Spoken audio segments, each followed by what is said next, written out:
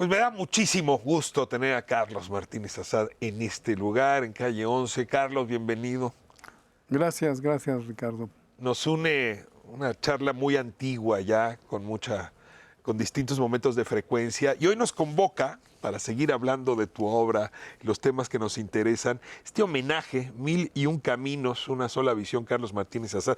Un homenaje, Carlos, a 50 años de vida intelectual y dice 75 años de edad. Correcto. Carlos Martínez ha sido muchas cosas, y bueno, por eso el propio título. Y me convoca una primera pregunta, quizá un poco petulante, pero necesito hacerla. Hay una guerra, no solo en México, en el mundo, contra la idea del intelectual. Ha venido como deteriorándose ese título. Y yo te pregunto, ¿cómo miras hoy tú al resto de los intelectuales y a ti mismo en tanto que intelectual frente a esa guerra? Muy interesante la pregunta. Con un solo matiz, yo veo más deteriorada la idea del intelectual en México que en cualquier otro país. Si lo comparamos, yo tengo una frecuente relación con Francia, España, incluso Estados Unidos, y no veo eso mismo que he estado experimentando en México y que se ve de una manera muy contundente prácticamente a diario.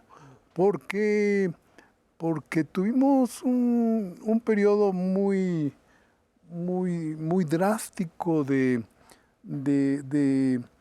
esto que es lo que yo critiqué a lo largo de toda mi obra, de la versión oficialista de la historia, de la visión oficialista de la sociedad, y nos encontramos con una narrativa que ha tenido un enorme peso ideológico en los últimos 6 años. A ver, déjame digamos, meter ahí un signo de interrogación. Cuando Trump llega al poder, surge un libro en Estados Unidos que se llamaba Intelectuales pero imbéciles. Y sí había una idea de que esa intelectualidad alrededor de Obama, pues había acaparado el debate. Yo te diría, no me parece muy distinto a lo que ocurrió al resto del mundo en el sentido de que las élites, todas las élites, están siendo cuestionadas, también las intelectuales. Y ahí es donde me atrevo a decir que México más bien se suma a esta tradición. ¿Dónde verías el acento mexicano en ese combate? No lo veo tan fuerte en otras partes, porque a mí me sigue sorprendiendo la capacidad intelectual de los libros que leo, sobre todo en mi referencia mayor fuera de México, que siempre es Francia. Un poco como decía Justo Sierra, todos los mexicanos tenemos dos países de referencia y el segundo siempre es Francia, ¿no? Así es que sí, la intelectualidad allá, cuando veo un nuevo libro, ahorita Amin Maalouf, que es de origen libanés y que conoces bien, acaba de publicar un nuevo libro, pues realmente siempre son de un enorme interés las ideas, lo novedoso de su enfoque pese a todo.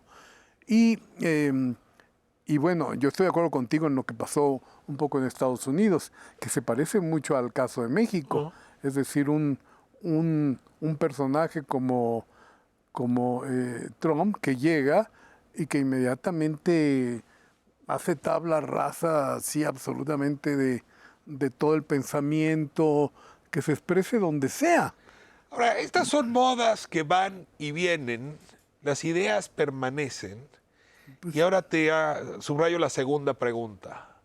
Tú, en tanto que intelectual, ¿qué es lo que te exiges moralmente, éticamente, con tu propio trabajo? ¿Cuál sería ese estándar que te dejaría en paz con tu ser intelectual?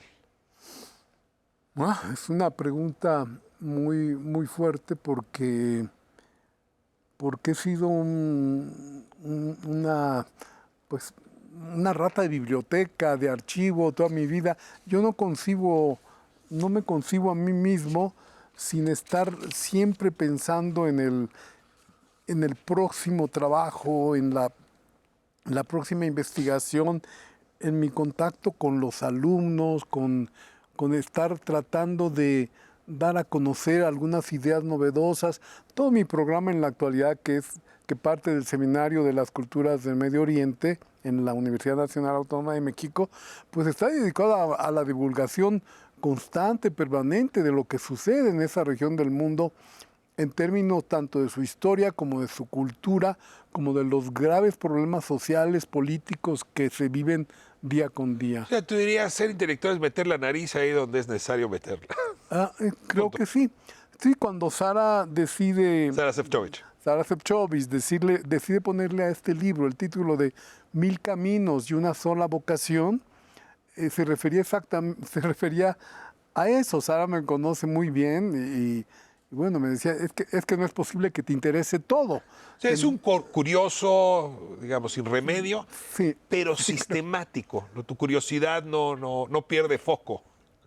pues en la medida en que por lo general en lo que comienzo a interesarme siempre termina en un libro, en una exposición, en una conferencia, en una película, en fin. Ya te entendí. La diferencia entre un diletante y un intelectual es que hay un libro en medio. Bueno, podría ser. Hay un producto en medio, es decir, se llega a algo. No se está simplemente presumiendo de las ideas y de lo que yo puedo hacer, sino aquí está el trabajo, véanlo, ¿no? Ahora, los lugares, vamos a abordar los lugares que te han convocado, ¿no? Y hay distintos lugares que te han convocado justamente a meter la nariz.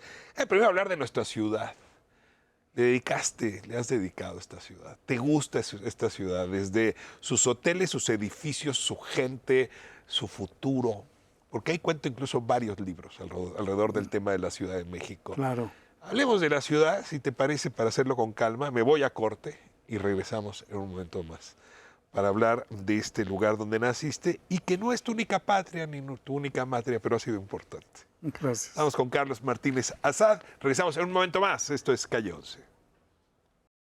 Pues me felicito, la verdad, hoy por tener este privilegio, Carlos, de tener a Carlos Martínez Azad conversando este espacio. Y bueno, hablamos de los lugares que nos convocan. Y a ti, pues no sé si fue la coincidencia cósmica, pero te convocó esta ciudad y tú le has devuelto afecto a esta ciudad. Bueno, en este libro que estás mencionando, justamente el trabajo de Sara Sefcovic dice, no es verdad que Carlos haya nacido en un solo lugar, ¿no? Porque de acuerdo con su bibliografía, con lo que ha escrito, con lo que nos dice que son las diferentes ciudades, ha nacido en Jalisco, en Tabasco, en Hidalgo. En Hidalgo, por pero supuesto. Esta ciudad, pero además en la Ciudad de México, pero incluso en Beirut, ¿no? Pero esta ciudad en Líbano. aportaría evidencia. Sí, importante. Sí. Por tus escritos, pero también por tus documentos. ¿Qué es lo que te dice la Ciudad de México a temprana edad? La Ciudad de México es un punto inabarcable absolutamente. Yo llego a la ciudad por un hecho histórico que por eso me es imborrable. La primera vez que vengo a México, mi padre, que es funcionario público federal, me trae a la reinauguración de la Columna de la Independencia en 1958. Después de la caída del Ángel. La caída había sido en el temblor del 57 y yo vengo de Polizón, porque digo Polizón porque yo era el único niño en medio de todos los funcionarios que habían venido a la inauguración ¿Qué cargo desempeñaba tu papá? Mi padre trabajaba en la Federal de Hacienda, era recaudador de impuestos, ¿no? ¿Y vivían en ese momento dónde? Y en ese momento vivíamos en Guanajuato. Ya. Por eso Guanajuato Entonces, te reclama. Guanajuato también me forma parte de mi... ¿Te fascinó esta ciudad? Y bueno, te voy a contar que llegó a la Ciudad de México y claro, veo la ceremonia ahí un poco al margen, pero veo la ceremonia de la reinauguración del Ángel, algo que me pegó mucho. Muchos años después escribo La Patria en el Paseo de la Reforma y cuento lo que fue la historia del Ángel de la Independencia, ¿no? Y obviamente pues yo lo traía muy internalizado desde niño, ¿no?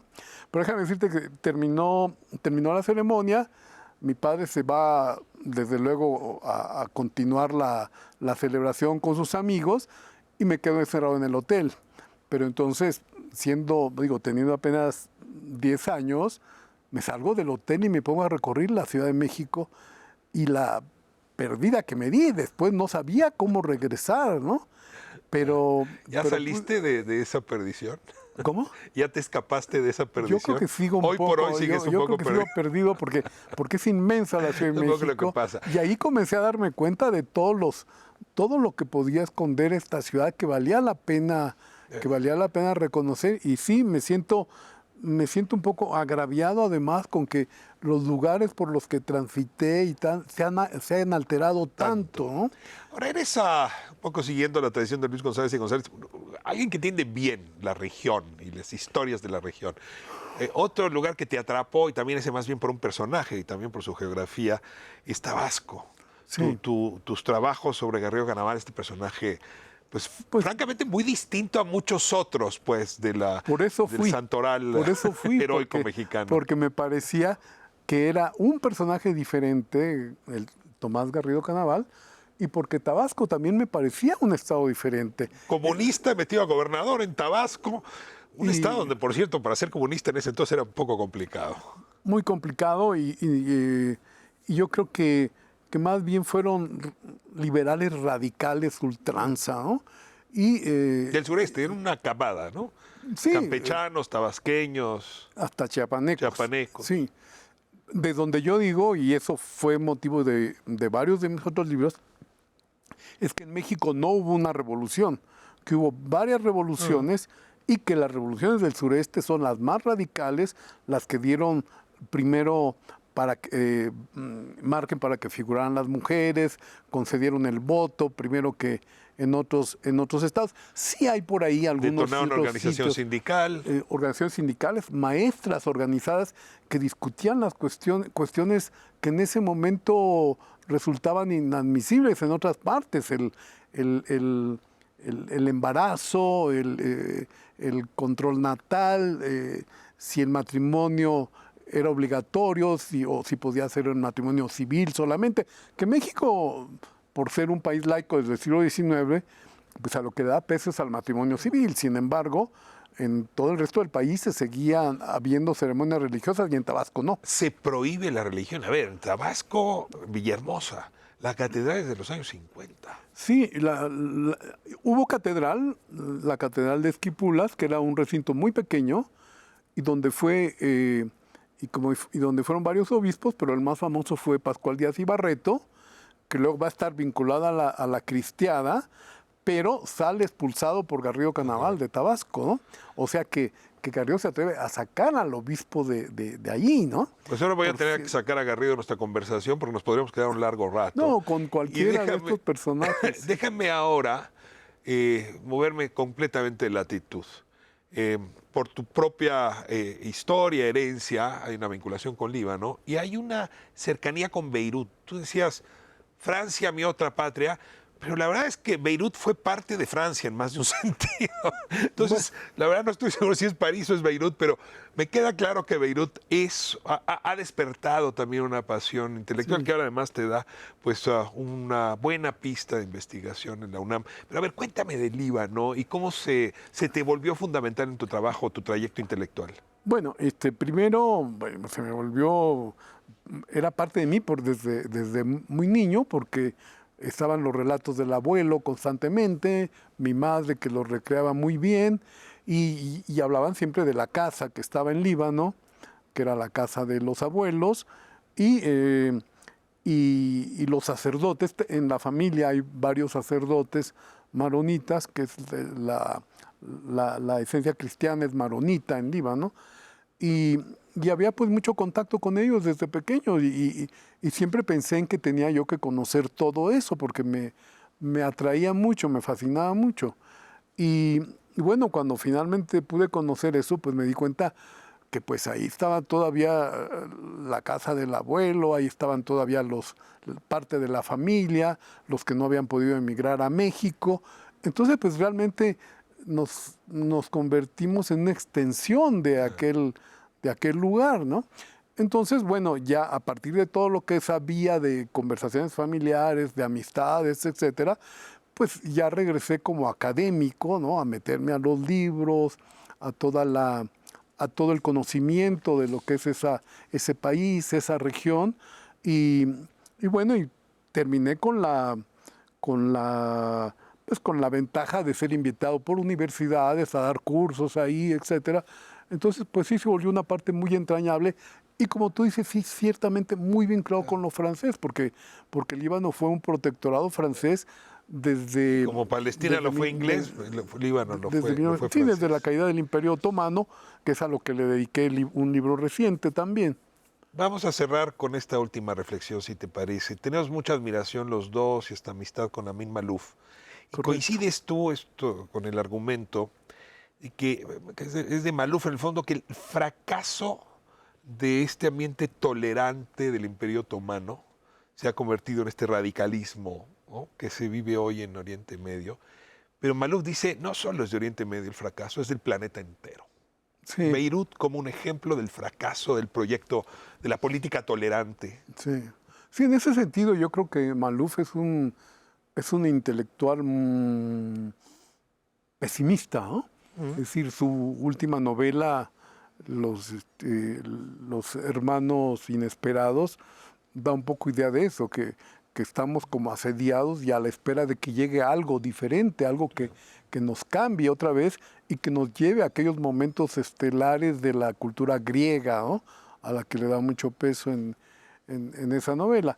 Entonces, pues sí, se vuelve un personaje, un intelectual, creo que imprescindible para entender el mundo moderno, sobre todo en estos últimos ensayos, que le ha dado mucho por el ensayo, después de haber hecho tanta novela, pero inició su vida con un ensayo, porque es maravilloso el libro Las cruzadas vistas por los árabes. Es decir, cambió el eje de la interpretación. Es decir, las cruzadas siempre se habían analizado desde la perspectiva occidental, ¿no? Y él dice, a ver, vamos a ver los árabes, cómo percibieron, cómo vivieron ese asedio de Occidente ya en el siglo X, algo tan lejano de nuestros tiempos, y seguimos en lo mismo, ¿no? Seguimos No nos en una hemos apartado confrontación. demasiado. ¿Cómo? No nos hemos apartado No, demasiado. seguimos en el asunto de qué visión la que debe predominar, la de Occidente o la de los propios nativos, árabes o como se llamen. Y frente a ese fanatismo y ese radicalismo, a veces las ideas y quienes las producen pueden encontrar espacios de reconciliación. Carlos, muchas gracias por, pues por ese trabajo cotidiano, ¿no?, casi de hebra por hebra, de construir ideas y de construir espacios donde uno pueda vivir coexistencia. Muchas gracias, Ricardo. Te agradezco la invitación. Es un libro muy singular porque es un libro muy personal, ¿verdad?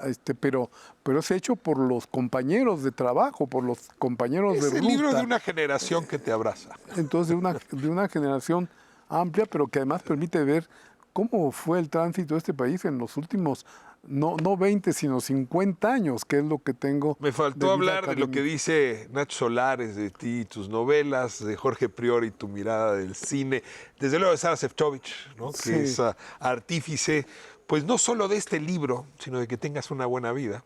Por supuesto. Te agradezco muchísimo, sí, Carlos. y una buena vida intelectual, a veces amorosa. demasiado intelectual y muy amorosa, desde luego. Gracias, Carlos. Le dejo el texto, homenaje a Carlos Martínez Azad, 1001 caminos, una sola vocación, editado por la Universidad Nacional Autónoma de México. Hasta la próxima, Carlos. Muchas gracias. Gracias.